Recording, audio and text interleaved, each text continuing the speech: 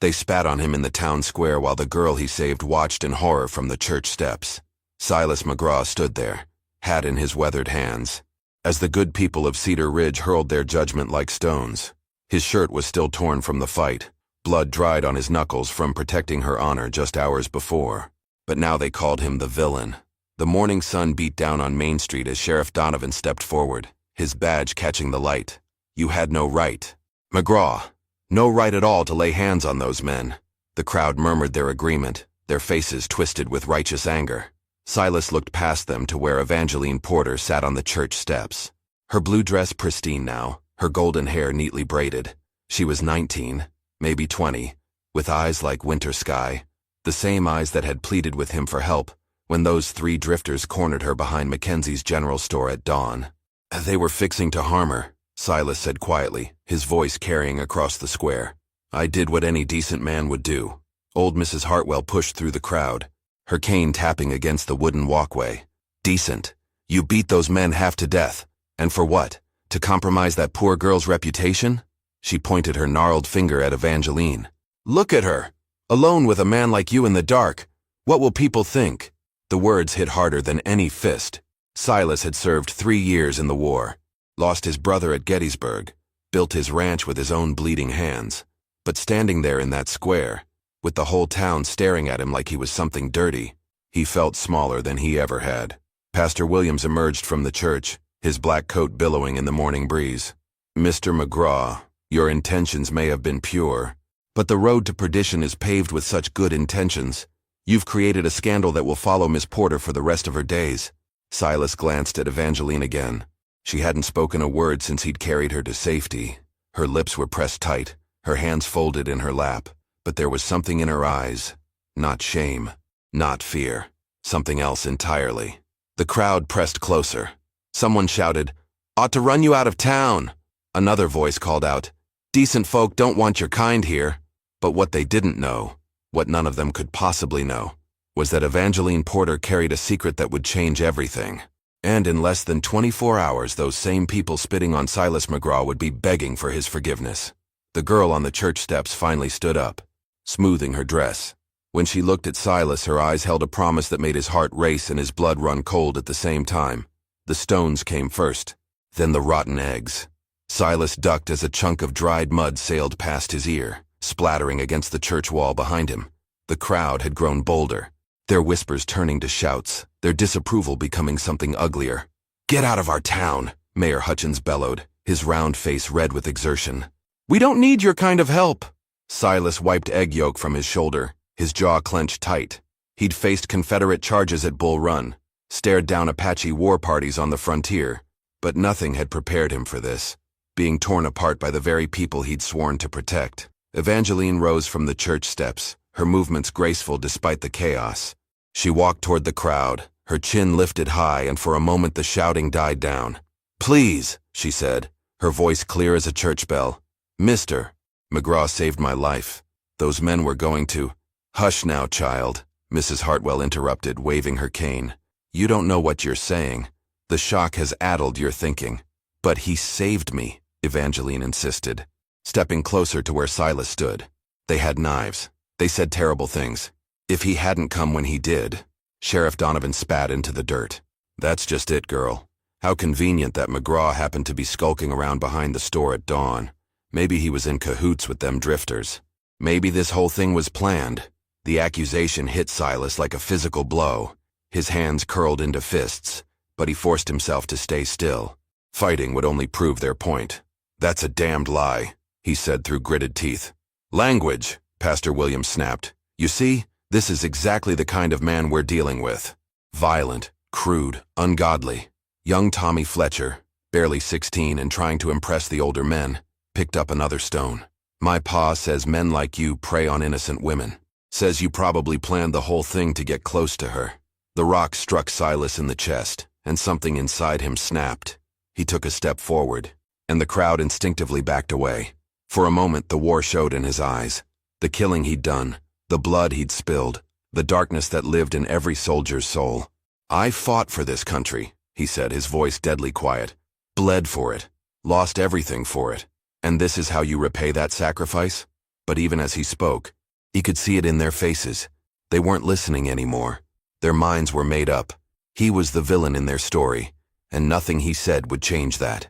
What none of them noticed was the slight smile playing at the corners of Evangeline's mouth, or the way her fingers traced the outline of something hidden beneath her dress.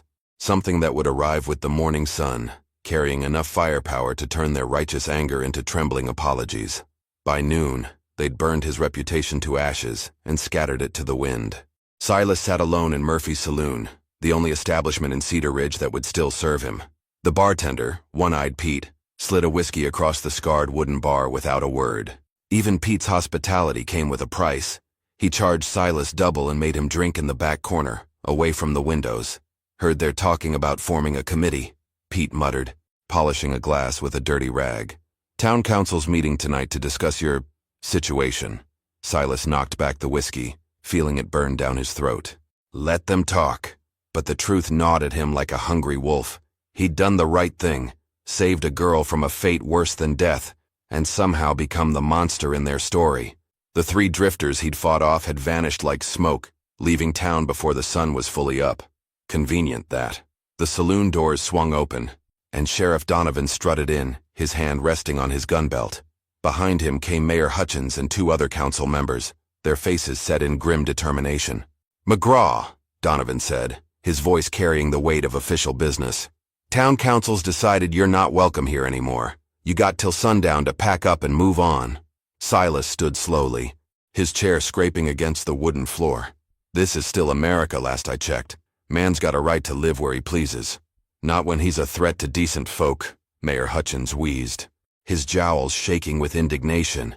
"That poor girl's reputation is ruined because of you.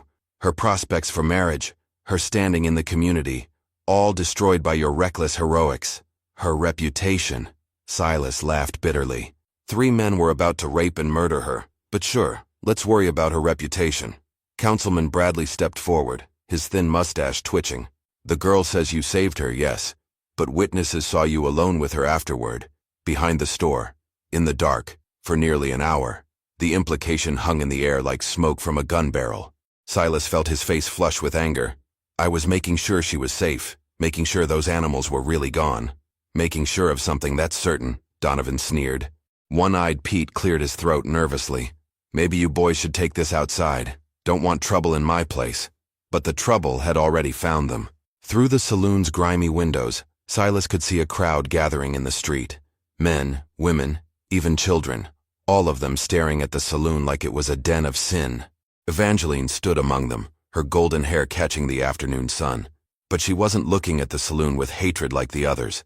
She was watching the horizon, her hand shading her eyes, as if she was expecting something. "You got 1 hour," Donovan said, adjusting his gun belt. 1 hour to get your affairs in order and get out of Cedar Ridge.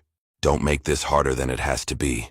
As the men filed out of the saloon, Silas caught a glimpse of Evangeline through the window again. This time, she was smiling. Not the demure smile of a rescued maiden, but something sharper.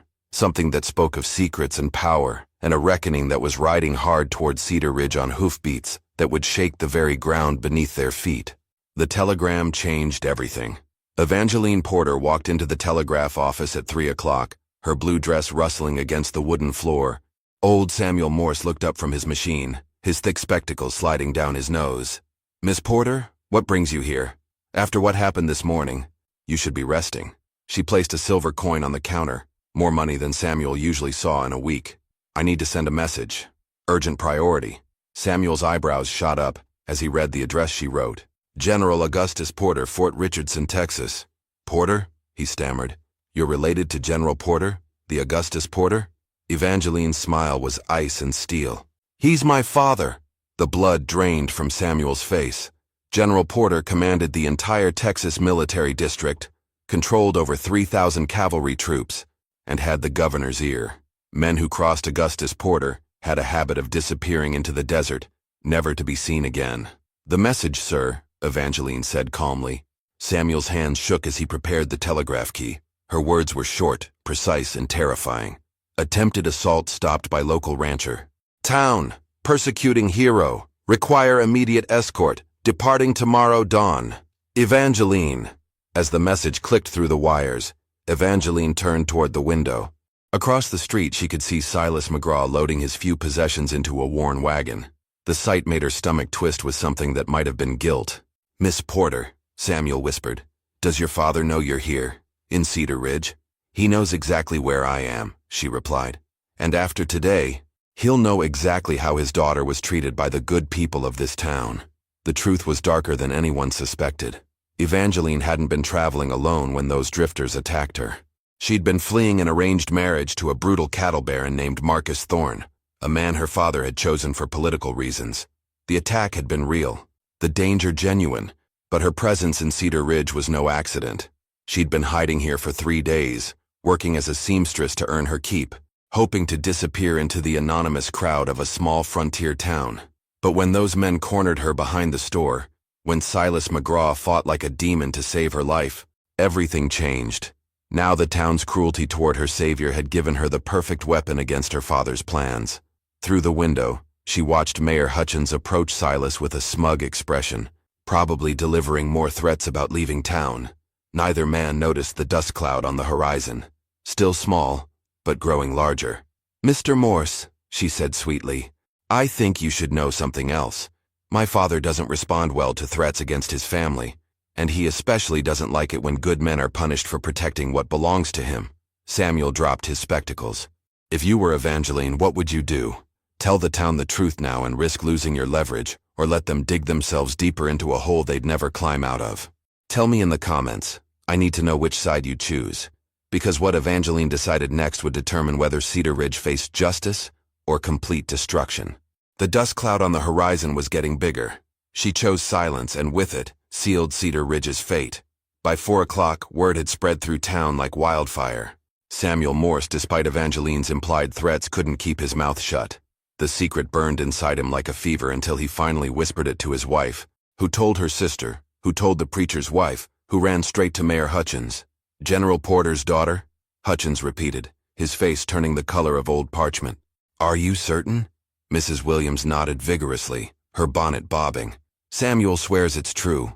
Sent a telegram to Fort Richardson herself, and the way she looked at him when she said it. Lord have mercy on our souls." The mayor stumbled backward, nearly tripping over his own feet. General Augustus Porter was a legend in Texas, a man who'd crushed the Comanche resistance, who'd hanged rustlers without trial, who'd once ordered an entire Apache village burned to the ground for stealing a single horse. And they just spent the morning humiliating the man who'd saved his daughter's life. Meanwhile, Silas McGraw finished loading his wagon, unaware that his exile had just become his salvation. He patted his old horse's neck, checking the harness one last time. Everything he owned fit in the back of that wagon. A few clothes, his rifle, a photograph of his dead brother, and the worn Bible his mother had given him before she died. Leaving already?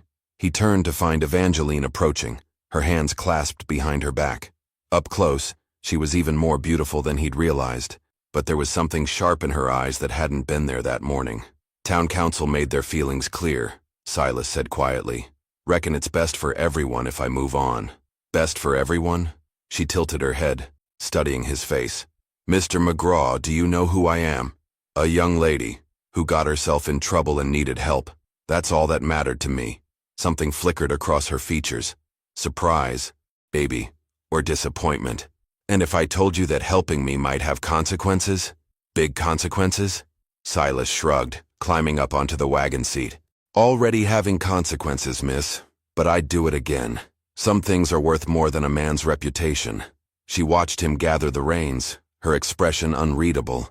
"My father's coming, Mr. McGraw. He'll be here by dawn." "Your father?" "General Augustus Porter, Texas Military District." She let the words hang in the air like a loaded gun. "He doesn't take kindly to people who hurt his family, and after today he's going to consider this entire town guilty of that crime." Silas felt his blood turn to ice water. He'd heard the stories about General Porter, the mass hangings, the burned homesteads, the unmarked graves scattered across West Texas. The man didn't just dispense justice, he delivered apocalypse. "Why are you telling me this?" Evangeline stepped closer to the wagon, her voice dropping to a whisper. "Because in about 6 hours, this town is going to realize what they've done, and when they do, they're going to come begging for you to save them again. If you're enjoying the story, subscribe to the channel. The sound of galloping horses echoed from the distance, still faint, but getting stronger. Evangeline smiled, and for the first time since that morning, it wasn't sweet or innocent. It was the smile of a woman who held the power of life and death in her delicate hands, and she was about to squeeze. They came with the sunrise like an army of judgment. 100 cavalry soldiers crested the hill above Cedar Ridge at dawn, their sabers gleaming in the early light, their horses snorting clouds of steam in the cool morning air. At their head rode General Augustus Porter himself, 6 feet of weathered steel and controlled fury, his gray beard braided with silver threads, his eyes the color of winter storms. The thunder of their approach woke the entire town. People stumbled from their beds, pulling on clothes, peering through windows at the military force descending upon them like the wrath of God himself. Mayor Hutchins stood in the middle of Main Street in his nightgown, his mouth hanging open as the cavalry formed a perfect line across the width of the town. The horses stamped and snorted, their riders silent as tombstones, their rifles held at the ready. General Porter dismounted with the fluid grace of a man born to the saddle. His boots hit the dirt with finality, each step echoing like a judge's gavel as he walked toward the terrified crowd gathering in the street. "Where is my daughter?" His voice carried the authority of cannon fire. Evangeline stepped out from behind the church, no longer the helpless maiden they'd seen yesterday. Now she moved with the confidence of a woman who knew exactly how much power flowed in her veins. She walked straight to her father and kissed his cheek. "Hello, Papa." "Evangeline." His eyes never left the crowd as he spoke to her. "Are you hurt?" "No, thanks to Mr. McGraw." The general's gaze swept over the townspeople like a scythe through wheat. Sheriff Donovan tried to step forward, his hand hovering near his gun, but stopped when 50 rifle barrels swung toward him. "I understand," General Porter said, his voice carrying to every corner of the square, "that you good people saw fit to punish the man who saved my daughter's life." "General, sir," Mayor Hutchins stammered, "there's been a misunderstanding. We didn't know she was..." "Didn't know she was what? Human? Worthy of protection?" The general's hand rested on his saber hilt. "Or are you saying you would have treated her differently if you'd known her blood?" Pastor Williams found his courage first, stepping forward with his Bible clutched against his chest. "General Porter, we were only thinking of the young lady's reputation. In a small town like ours, her reputation?" The general's laugh was like ice cracking. "My daughter's reputation is that she's alive. Everything else is commentary." Behind the general, his soldiers sat motionless in their saddles, but their presence spoke louder than any threat.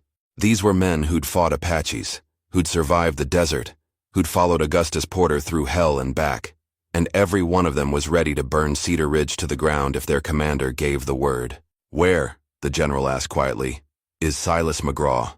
The question hung in the air like smoke from a funeral pyre, and every person in Cedar Ridge suddenly realized they were standing on the wrong side of history. The hunt for redemption began with a desperate race against time. Sheriff Donovan's voice cracked like a teenage boy's. "General, sir, McGraw left town yesterday evening. Headed north toward Austin, I believe." General Porter's eyes narrowed to slits. "You drove him out. We thought it was best for everyone concerned." Mayor Hutchins whimpered. The general turned to his daughter, and for the first time since arriving, his voice softened. "Tell me what happened, Evangeline. All of it." Standing there in the morning sun, surrounded by armed cavalry and a terrified town, Evangeline told her story. She spoke of the 3 drifters who'd cornered her behind the general's store, of their knives and their threats, of how Silas McGraw had appeared like an avenging angel and fought them off with nothing but his fists and his fury. "He saved my life, Papa, and they called him a villain for it." When she finished, the silence stretched like a hangman's rope. General Porter walked a slow circle around the gathered townspeople, studying their faces the way a wolf studies sheep. "Captain Morrison," he called to one of his officers. "Yes, sir." "How many men does it take to burn a town this size?" The captain didn't hesitate. 20 should do it, sir. Maybe 30 if we want to be thorough." Several women in the crowd began to weep. Children clung to their mothers' skirts. Strong men who talked tough yesterday now looked ready to faint. "Please, General," Pastor Williams begged, falling to his knees. "We made a mistake. A terrible mistake.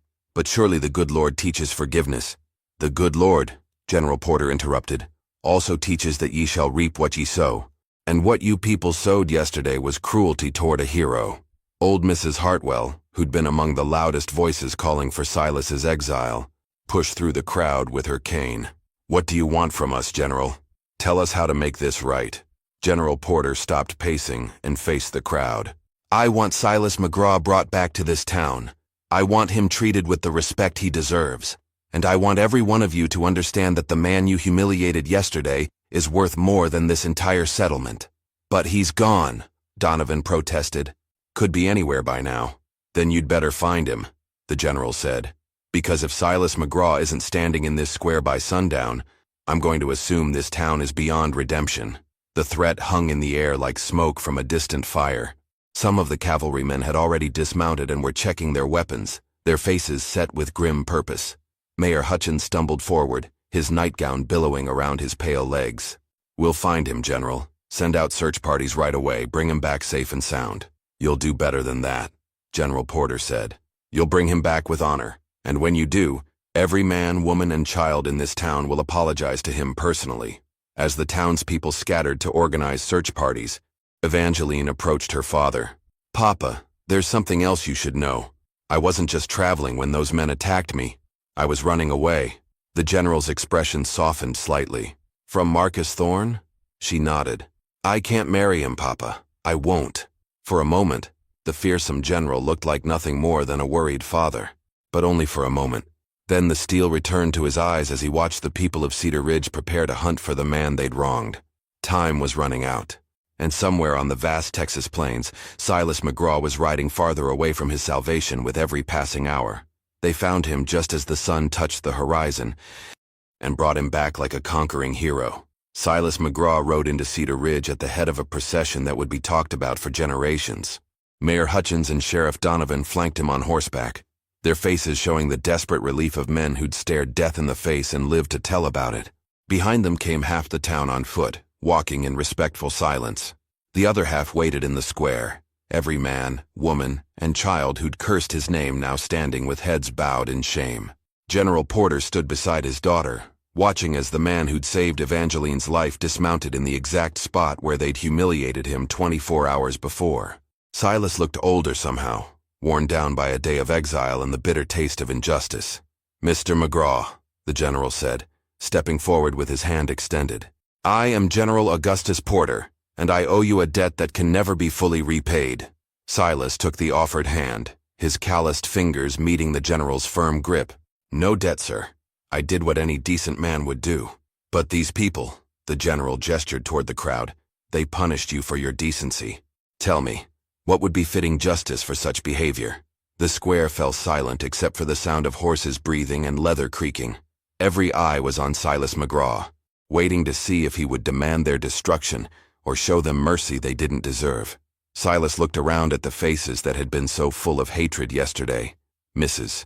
Hartwell with her cane, young Tommy Fletcher who'd thrown stones, Pastor Williams who'd condemned him from the church steps. They all waited for his judgment. "General," Silas said finally, "these people made a mistake, a bad one, but I reckon they've learned from it.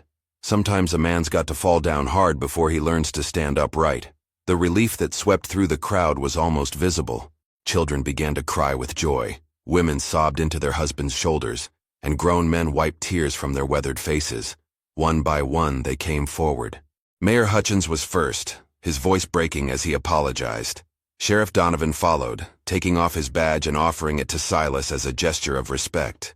Mrs. Hartwell could barely speak through her tears, but she managed to whisper her regret. Even young Tommy Fletcher stepped up, his eyes red with shame, to ask forgiveness for the stones he'd thrown.